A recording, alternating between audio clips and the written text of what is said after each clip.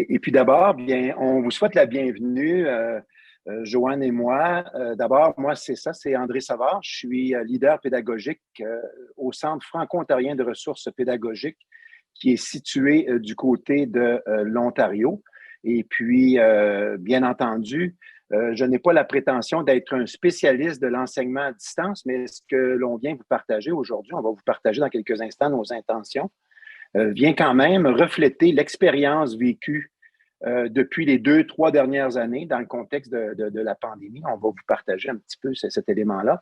Je suis un gars qui était à la direction d'école pendant plusieurs années, conseiller pédagogique au ministère de l'Éducation et maintenant travaille comme leader pédagogique là, à l'équipe tactique, comme je vous disais tantôt, qui est menée par le Centre franco-ontarien de ressources pédagogiques. Donc, Joanne, je te laisse te présenter. Alors, bonjour, mon nom c'est Joanne Gaudreault. Je suis moi aussi leader tactique pour le projet tactique, leader pédagogique tactique pour le Centre franco-ontarien. Je suis anciennement en direction du Conseil des écoles catholiques du Centre-Est. J'ai été direction de service. Puis, comme André, moi non plus, je ne prétends aucunement être experte en matière d'enseignement à distance. Au contraire, mais par contre, dans les dernières années, on a eu la chance d'accompagner des écoles, des directions d'écoles qui ont eu à faire le transfert d'un enseignement en présentiel à un enseignement virtuel.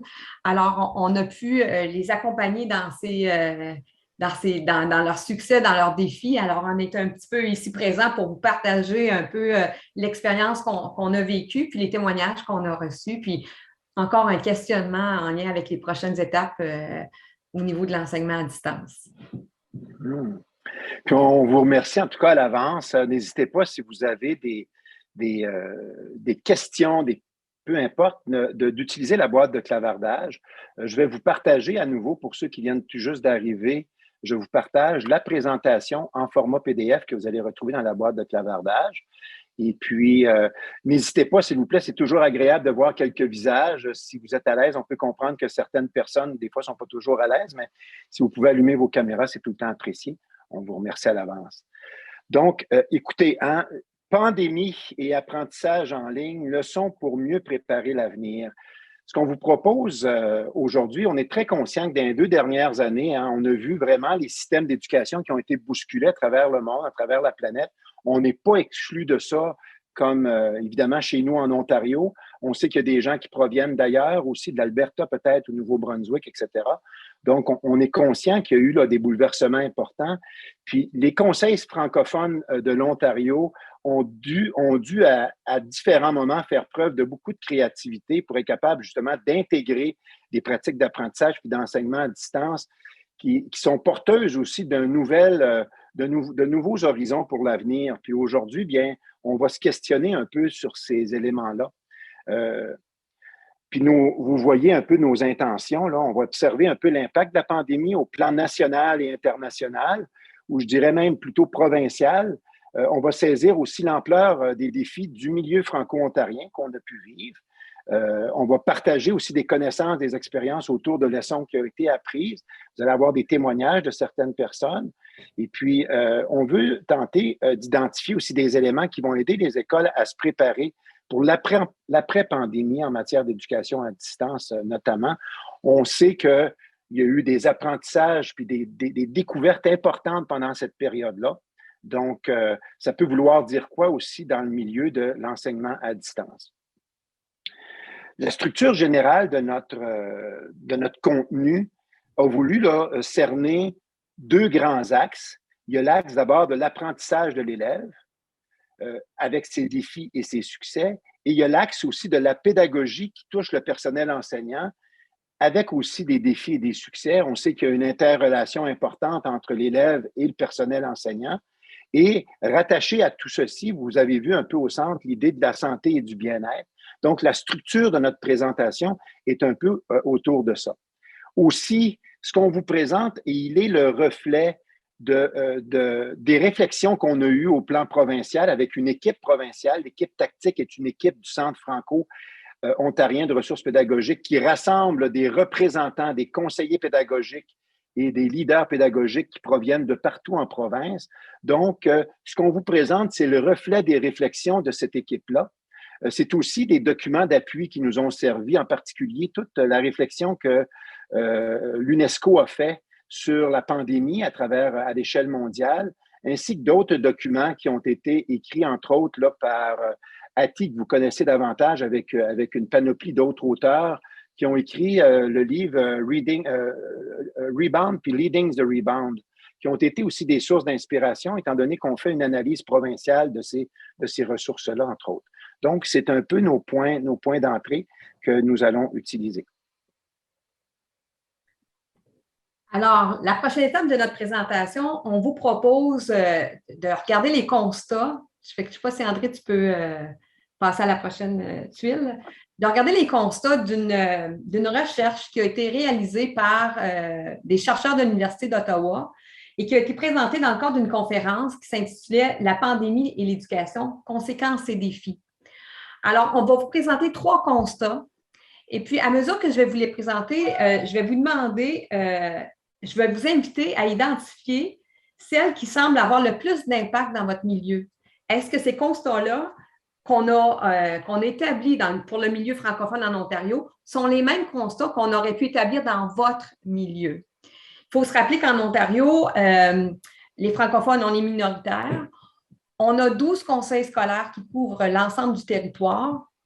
Et puis, parmi ces 12 conseils scolaires-là, il y en a plusieurs qui ont des écoles qui sont dans des milieux ruraux et d'autres dans les milieux urbains, dont ceux d'Ottawa où je suis et ceux de Toronto. Alors, il faut comprendre que le contexte où, quand on vous présente ceci, tous ces constats-là ont été vécus à différents niveaux selon le milieu dans lequel évoluaient les élèves, les enseignants et les écoles. Alors, le premier constat que je vous partage, c'est les défis technologiques et structurels. Alors, ce qu'on peut lire à l'écran, c'est que les familles doivent surmonter des contraintes importantes, par exemple, un espace de travail limité, le partage d'un seul ordinateur pour toute une famille, une bande passante instable et l'impossibilité pour certains parents d'aider leurs enfants à compléter des travaux. En Ontario, ce que je peux vous dire, c'est que les conseils scolaires ont tenté le plus possible de distribuer ou de partager les ressources technologiques. Ça fait que les conseils scolaires ont donné accès à des outils, à des ordinateurs aux élèves. Je peux aussi vous dire, vous partager que des ressources numériques gratuites ont été aussi offertes à tous les foyers ou à toutes les écoles pour justement assurer une continuité de l'apprentissage.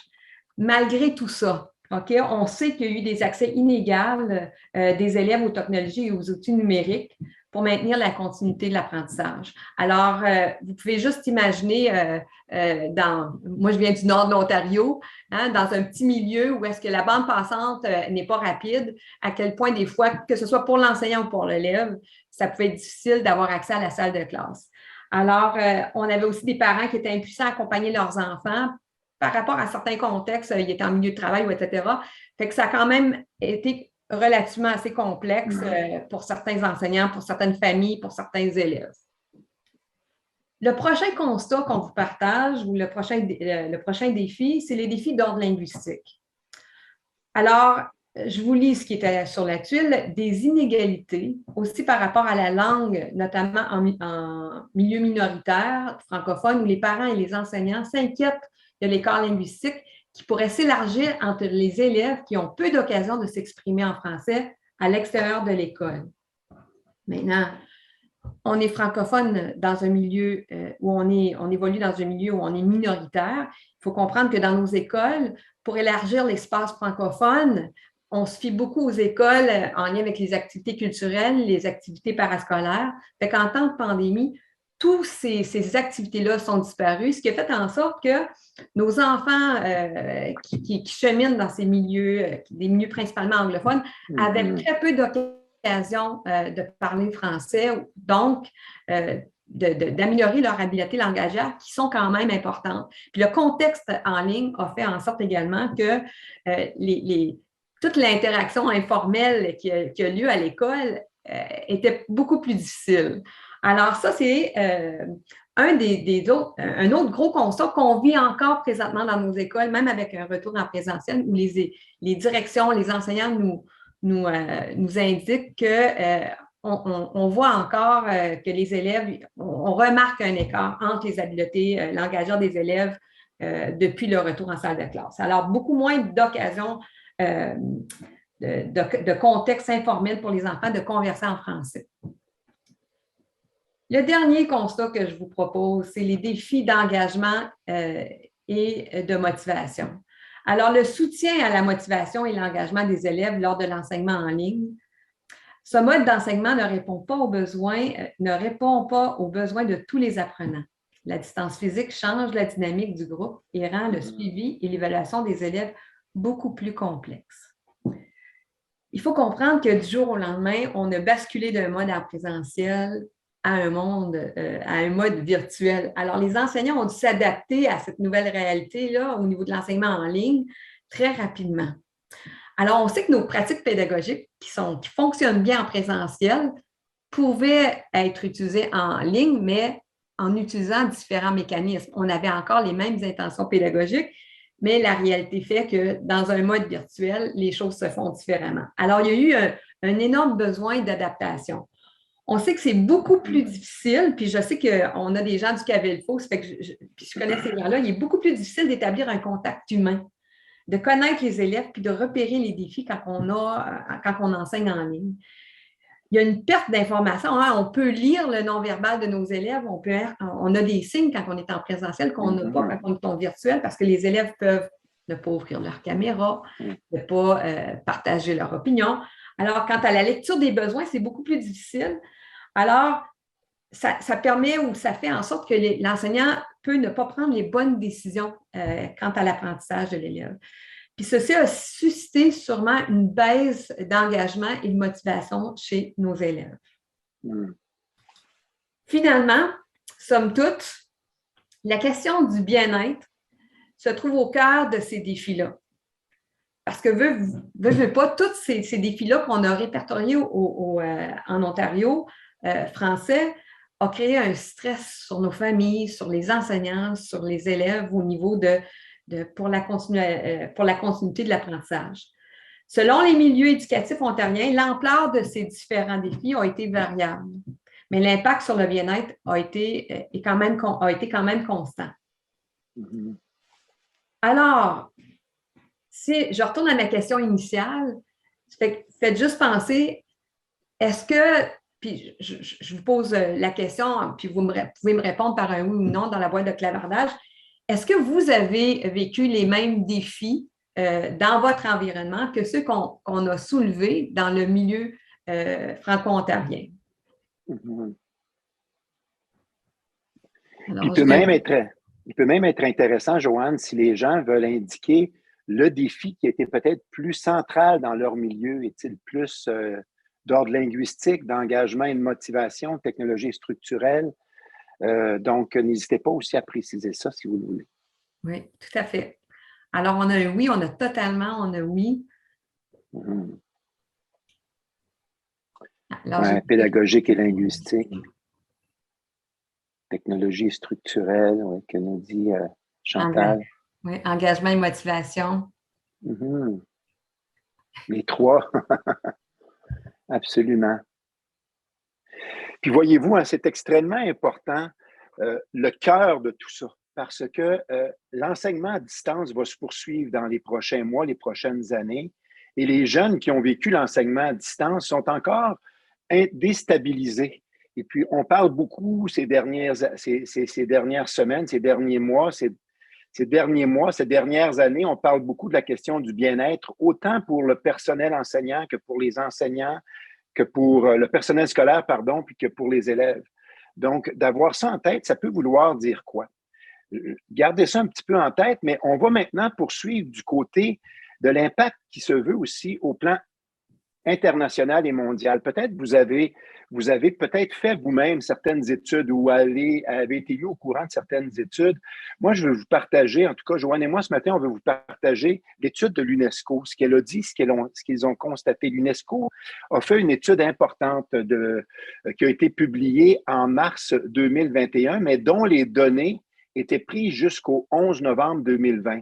Donc, on peut soupçonner qu'il y a eu dans les mois qui ont suivi, entre autres en janvier 2021 ou en tout cas à la suite décembre 2020, janvier 2021, il y a aussi encore des fermetures d'écoles totales ou partielles, etc. Et là, vous voyez un tableau qui nous indique le nombre d'écoles qui ont dû fermer de façon totale ou partielle. Et puis, si vous situez le Canada, on a calculé, selon l'UNESCO, qu'il y a environ 35 à 54 du temps d'école dont les écoles ont dû être fermées en totalité ou de façon partielle. Qui est quand même, pour nous, on se situe à peu près dans ce 35 à 54 %-là, ce qui est à peu près la moyenne mondiale. On voit qu'il y a certains pays que l'impact a été plus grand au niveau des fermetures d'écoles. Évidemment, ici, on ne parle pas de pourcentage de perte d'année scolaire ou de décélération de l'année scolaire. On parle du temps où les écoles ont dû être fermées de façon totale ou partielle.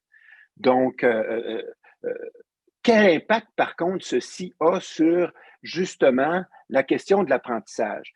Comment ce pourcentage de perte d'année scolaire, c'est-à-dire de perte d'école ouverte, comment ça se traduit en termes d'apprentissage? L'UNESCO a poussé plus loin son étude et puis il nous permet un peu de tirer certaines conclusions. Je vous présente un graphique ici qui représente la trajectoire en lecture dans lequel on voit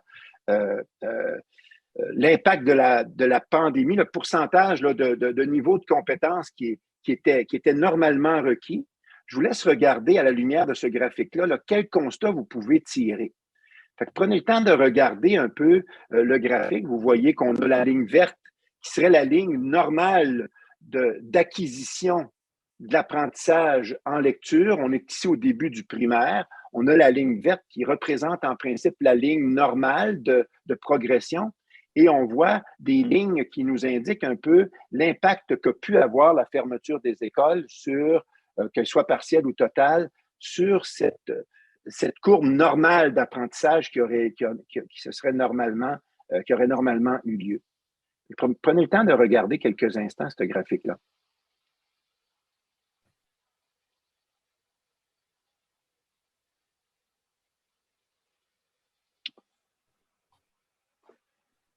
Fait que tout comme nous, vous devez constater là, que effectivement, là, il y a eu une décélération de l'apprentissage qui représente à peu près, là, on passe d'à peu près 50 et 58 à quelque chose comme 48 On parle d'une décélération d'à peu près 10 de l'apprentissage rattaché, entre autres, à la lecture. Bien qu'on soit ici au début du primaire, vous constatez aussi que cette courbe-là, cette courbe rouge-là, semble pouvoir arriver à retrouver la courbe normale sur une période d'à peu près une dizaine d'années. Cependant, on voit aussi que s'il y a du rattrapage qui est fait au titre de 20 c'est les termes qu'utilise l'UNESCO, on parle de rattrapage, bien, on peut, à l'intérieur des 2 à 3 prochaines années, assez rapidement revenir à ce qu'on appelait la ligne normale d'apprentissage, ou originale de l'apprentissage qui était perçu. Et avec un taux de 10 bien, on considère que ça prendrait peut-être une année supplémentaire s'il y a moins d'éléments qui sont mis en place. Quels sont ces éléments-là? Bien, l'UNESCO va beaucoup plus loin dans sa recherche et puis elle va identifier 3 grands champs d'action dans lesquels on doit se pencher pour favoriser l'accélération de l'apprentissage ou l'acquisition des apprentissages perdus, parce qu'on parle dans le travail de l'UNESCO de perte d'apprentissage qui est de l'ordre de 10 Ce n'est pas nécessairement un vocabulaire que nous encourageons, tantôt on va vous en parler, mais l'UNESCO, c'est un petit peu le langage qu'elle utilise. Donc, 3 champs d'action que l'UNESCO propose. Un champ d'action qui concerne évidemment l'enseignement et l'apprentissage, toutes les nouvelles stratégies qu'on a pu acquérir à travers les expériences des années passées, des 2 dernières années. C'est quoi ces stratégies-là, lesquelles devraient être les plus efficaces, puis quelles qu'on devrait mettre en place. Il y a tout aussi le champ d'action au niveau de toute la question du réengagement des jeunes. Quelle stratégie va être mise en place dans les prochaines années pour maximiser un rattrapage, pour favoriser le réengagement des jeunes, leur désir d'être présent à l'école, leur désir de s'engager, etc. Puis la troisième champ d'action est beaucoup autour du bien-être des élèves. Comment on va s'assurer que les jeunes qui nous arrivent, comment est-ce qu'on va tenir compte de leur bien-être, particulièrement pour les élèves pour lesquels on a eu moins de présence auprès d'eux et qui avaient peut-être de plus grands besoins. Donc, il y a 3 champs d'action que propose l'UNESCO. On n'ira pas dans les détails avec ceci, mais je tenais à vous les dire parce qu'on parle ici de rattrapage, 20 de rattrapage, etc. Les conseils scolaires actuellement en Ontario se penchent beaucoup sur cette réflexion-là. Qu'est-ce qu'on a appris de cette pandémie-là? Qu'est-ce qu'on va mettre en place pour favoriser, maximiser l'apprentissage des jeunes dans les prochaines années? Ce qui est intéressant aussi, c'est qu'il faut quand même situer l'Amérique du Nord je suis toujours dans l'étude de l'UNESCO, situer l'Amérique du Nord dans un contexte plus global. Bien que nous avons aussi eu cette décélération de l'apprentissage, bien, c'est sûr que notre continent ou notre pays est dans une posture différente de d'autres pays qui, pour eux, les acquis ou les compétences déjà acquises par les élèves sont différentes d'un pays ou d'un milieu à un autre. On voit quand même que malgré tout, nous sommes dans une position qui est quand même fort agréable puis fort intéressante pour nous. À toi, Joanne. Oui, merci André. Alors, on passe maintenant à une section où on va vous partager des témoignages d'élèves, d'enseignants, de parents, principalement d'enseignants pour cette fois-ci, qui ont été recueillis par l'équipe tactique. Dans la dernière année, l'équipe tactique a travaillé avec les différents conseils scolaires. Puis ce qu'on a fait, c'est qu'on a regardé quel a été l'impact de l'enseignement à distance sur la qualité de l'éducation, sur l'engagement de l'élève, sur le bien-être. Alors, on va vous présenter certains segments ou certains témoignages qui ont été recueillis. Puis, en même temps, on va vous proposer un questionnement, des questions qui sont toujours sans réponse, qui vont possiblement être débattues par la suite en petits groupes. Alors, sans plus tarder, je vous présente le premier témoignage qui est en lien avec notre premier axe, qui est l'apprentissage de l'élève, défis et succès. Alors, je vous présente Émilie Westcott, qui est une enseignante au Conseil scolaire Franco-Nord, qui nous explique certains défis liés à la motivation et l'engagement des élèves en ligne. Alors, vas-y, André.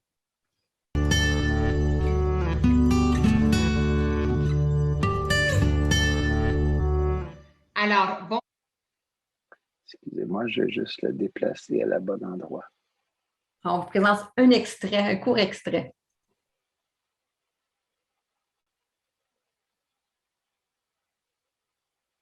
C'est tout sur mon portable. OK. Quels sont les défis, Émilie, de l'enseignement virtuel? Je crois que les défis de l'enseignement virtuel sont pareils comme les défis en classe. Il y a certains élèves pour qui c'est difficile à motiver. Parce que les élèves n'ont pas leur caméra dessus, c'est difficile de voir qui est présent. Et puis, je trouve que c'est difficile lorsque je pose une question d'avoir une réponse, tandis qu'en classe, je peux voir qui est engagé, je peux voir qui est prêt à répondre, même si la personne n'a pas peut-être la confiance à lever sa main. En ligne, je peux nommer une personne, puis ensuite, parfois, j'entends rien. Alors, je ne sais pas si la personne est partie à la salle de toilette ou si la personne a des problèmes d'Internet. Alors, pour cette partie-là, c'est difficile de faire ce suivi-là de ce côté-là. Alors, mais vraiment, c'est la motivation des élèves. Les élèves qui étaient motivés à l'école sont en train de faire leur travail ici, sont prêts à répondre. Si je ne pose pas la question à eux autres, ils vont mettre la réponse dans le chat. Mais pour les élèves qui sont pas motivés, là, je trouve que c'est encore plus difficile parce qu'ils sont même peut-être pas là, puis je ne le sais pas. C'est ça. Alors, ça... Alors, comme vous pouvez le constater, le défi de l'enseignant de pouvoir établir un lien puis de savoir qu'est-ce que l'élève sait, de quelle façon il est motivé ou pas, ça représente quand même un défi de taille quand on parle d'enseignement à distance. Parce qu'en contexte virtuel, l'élève peut choisir d'ouvrir ou de ne pas ouvrir sa caméra, de poser une question ou de ne pas la poser. Bref, il est parfois difficile pour le personnel d'engager l'élève puis de sentir son intérêt puis de savoir s'il est vraiment présent ou pas.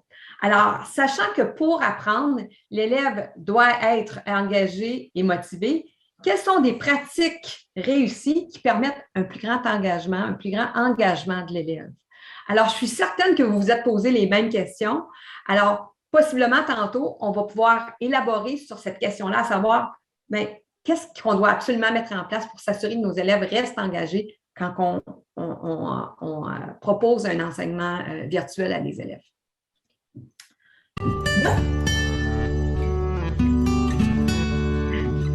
Alors, notre prochaine tuile, le prochain défi qu'on vous présente, c'est en lien avec la pédagogie. Parce que Dieu sait que quand on est passé d'un modèle présentiel à un modèle virtuel, il ne faut pas se leurrer. Je pense que les enseignants ont démontré à quel point ils étaient flexibles et qu'ils étaient des apprenants à vie. Ils ont dû s'adapter en quelques jours et l'apprentissage, la courbe d'apprentissage a été quand même assez raide, merci. Alors ici, je vous présente Tamilise Gallagher, qui est une enseignante du secondaire, une enseignante de chimie au Conseil des scolaires catholiques du Centre-Est, qui nous partage ses réflexions sur son cheminement afin de maximiser l'apprentissage de ses élèves en lien avec la motivation, la cueillette de preuves d'apprentissage, l'évaluation. Alors, je vous laisse avec ce qu'elle a à nous partager en lien avec toute la réflexion qu'elle a dû faire comme pédagogue pour justement réussir à bien enseigner.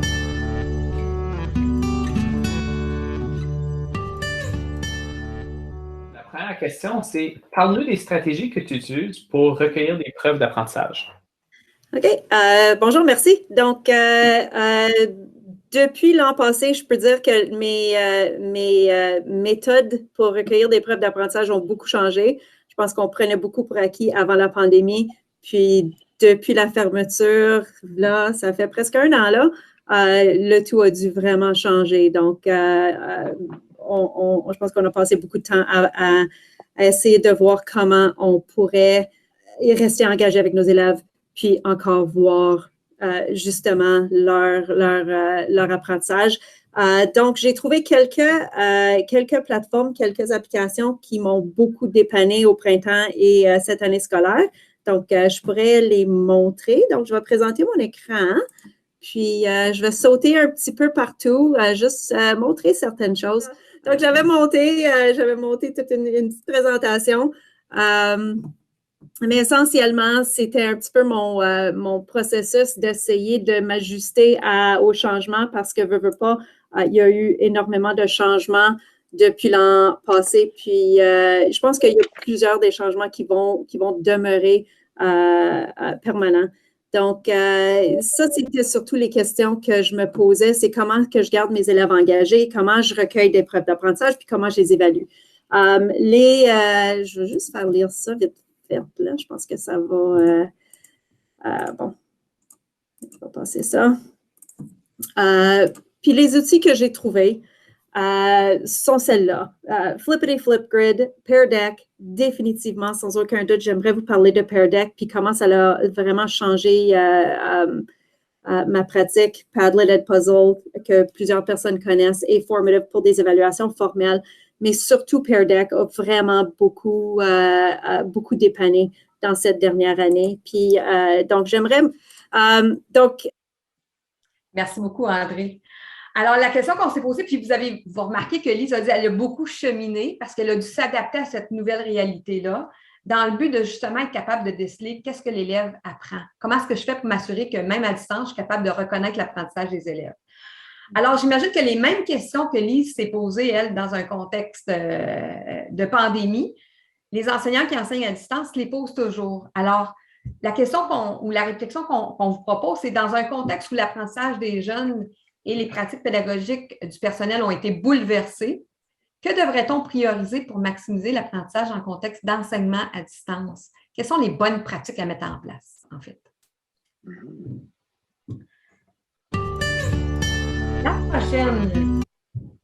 Le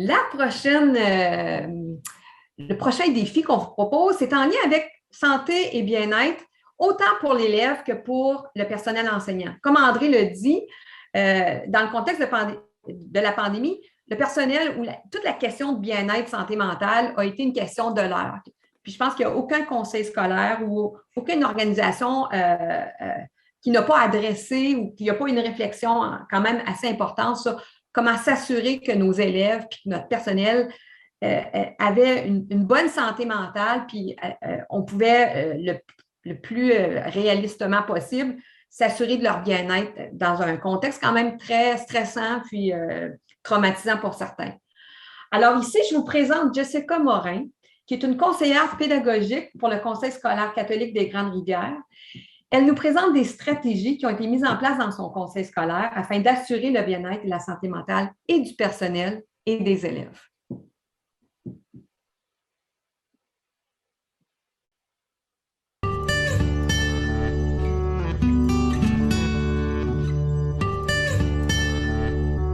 Bonjour et bienvenue à Madame Jessica, enseignante enfance en difficulté pour l'école ECVA du Conseil scolaire catholique District des Grandes-Rivières. Donc, bonjour Jessica. Donc, ce matin, j'aimerais parler un peu de qu'est-ce que tu fais pour ton bien-être. Pour mon bien-être, Tegan, tout d'abord, je dois dire que c'est une question d'équilibre entre la santé mentale et physique, le travail et aussi la vie personnelle. Ce que je pratique de mon côté, c'est que moi-même, je mets en pratique les stratégies que nous offrons aux élèves. On sait que le Conseil scolaire catholique du District des Grandes-Rivières a établi une trousse d'action pour la santé mentale pour les élèves. Donc, moi, de même, je mets en pratique les stratégies qu'on leur propose. Aussi, en tant qu'enseignante, c'est d'apprendre à se mettre des objectifs qui sont atteignables et d'être réaliste. Puis aussi, le mieux qu'on peut faire, c'est de faire de notre mieux, tout simplement. Donc, le contexte dans lequel on est en ce moment est vraiment hors de l'ordinaire. Donc, c'est hors de notre contrôle. Si on a fait de notre mieux à la fin de la journée, on peut se donner une tape sur l'épaule et être fier de nous. Parfait, merci. Qu'est-ce que l'ECVA fait pour ton bien-être?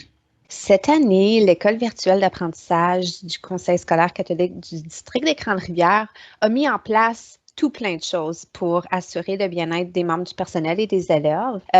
Premièrement, pour le personnel, la direction adjointe a mis en place des séances de réseautage qui étaient axées sur les besoins du personnel. Donc, on prenait un temps de gestion par semaine pour se rassembler et on survolait des choses par rapport à nos suggestions de choses qu'on aimerait survoler ensemble. Donc, c'était là, très enrichissant.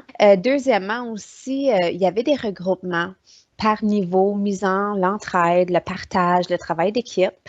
Et puis, ce partage de ressources-là a vraiment diminué la lourdeur de notre travail. Puis, une de mes collègues a aussi mentionné un fait très important que j'ai aimé, que l'entraide, surtout dans ces moments hors de contexte-là, évite les burn-out. On le sait, hein? Travaillons en équipe, misons le partage, ça va tellement nous aider. Puis ça, c'est une chose qui a vraiment assuré notre bien-être cette année. Il y a eu aussi des rencontres du personnel basées sur les liens tissés d'une équipe de travail. On a fait des activités brise-glace afin d'apprendre à mieux se connaître, puis aussi à faire le vide d'émotions. Donc ça a été exceptionnel. Puis un dernier point au niveau du personnel, ça a été qu'on s'est senti très à l'écoute de notre direction et de notre direction adjointe. Ils ont vraiment été à l'écoute du besoin de leur personnel cette année. Parfait, merci. Alors, ceci, c'était le dernier témoignage qu'on vous partage.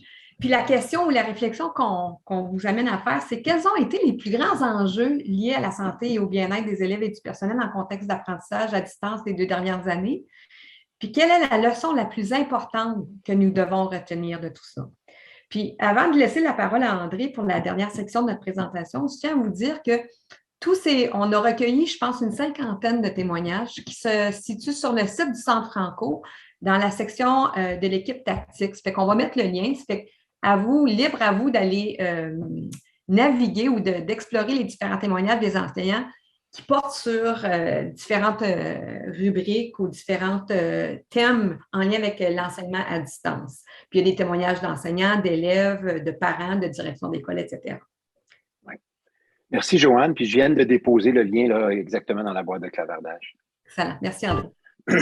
En conclusion, puis on va conclure avec ça, un des éléments centraux qu'on a réfléchi dans les dernières semaines, les derniers mois avec l'équipe provinciale, et puis avec les lectures qu'on a pu faire, entre autres, avec le livre dont je vous parlais tantôt de Rebound, Leadings de Rebound, des réflexions faites par l'équipe de M. Fullen aussi, qui est quand même une personne qui a énormément d'influence dans le domaine de l'éducation ici en Ontario.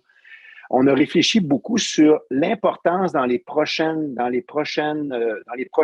les prochaines années, de combattre la pensée déficitaire si on veut assurer le réengagement et le bien-être des gens qui nous entourent, autant le personnel enseignant que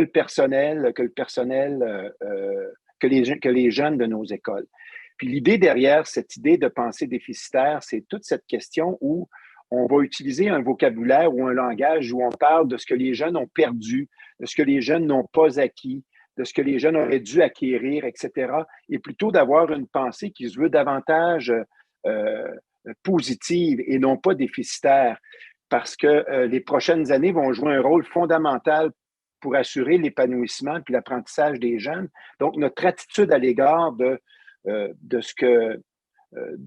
vocabulaire que nous allons utiliser, bien, implique une réflexion à ce niveau-là. Et pour les gens qui vont accueillir à distance des jeunes qui vont poursuivre leur formation, ces jeunes-là ont vécu les 3 éléments qu'on a voulu vous soulever aujourd'hui à travers les défis que ça a pu représenter, bien qu'il y ait eu des éléments positifs. Il y a eu quand même aussi un certain nombre de défis. Il va falloir être capable de les accueillir d'une façon positive, ces défis-là, et non pas dans un esprit d'une pensée déficitaire. Puis, on a mis quelques articles que vous allez avoir accès là, à travers la présentation qu'on vous a partagée avec le lien PDF en début de rencontre. Puis, on va vous inviter, quand vous aurez à avoir le temps, d'aller voir ces articles-là qui sont, à notre avis, extrêmement intéressants à lire pour saisir vers quoi on devrait s'orienter dans les prochains mois, les prochaines années, pour bien réorienter l'apprentissage des jeunes et puis soutenir l'ensemble du personnel enseignant. Donc, je n'irai pas plus loin, sinon que de vous dire que le livre Leadings de Rebound et Rebound ont été pour nous une source vraiment intéressante d'inspiration. Non pas que ces livres-là nous proposent soudainement des idées complètement nouvelles, mais je pense qu'on peut y retrouver des endroits où on doit insister davantage dans les prochains mois, prochaines années pour assurer là, de maximiser l'apprentissage des jeunes. Vous pourrez aller regarder aussi une vidéo fort intéressante sur justement l'impact de la pensée déficitaire. Et puis, je vous partage aussi en conclusion, pour terminer, un ensemble de réflexions et de capsules qui ont été bâties par le Centre Franco qui concernent justement toute la question de notre posture à l'égard de l'apprentissage, c'est-à-dire tout notre état d'esprit, toute cette idée de mentalité de croissance que vous avez peut-être déjà entendu parler, mais qui devient quelque chose d'important à développer comme posture d'enseignant pour être capable d'accueillir les jeunes qui vont poursuivre leur étude dans les prochains mois, prochaines années. Et puis, on vous partage aussi un ensemble de ressources qui peut être fort intéressantes à explorer. Alors, merci beaucoup au nom de Joanne et moi là, pour votre écoute puis votre présence ce matin. Pour nous, ça termine notre travail.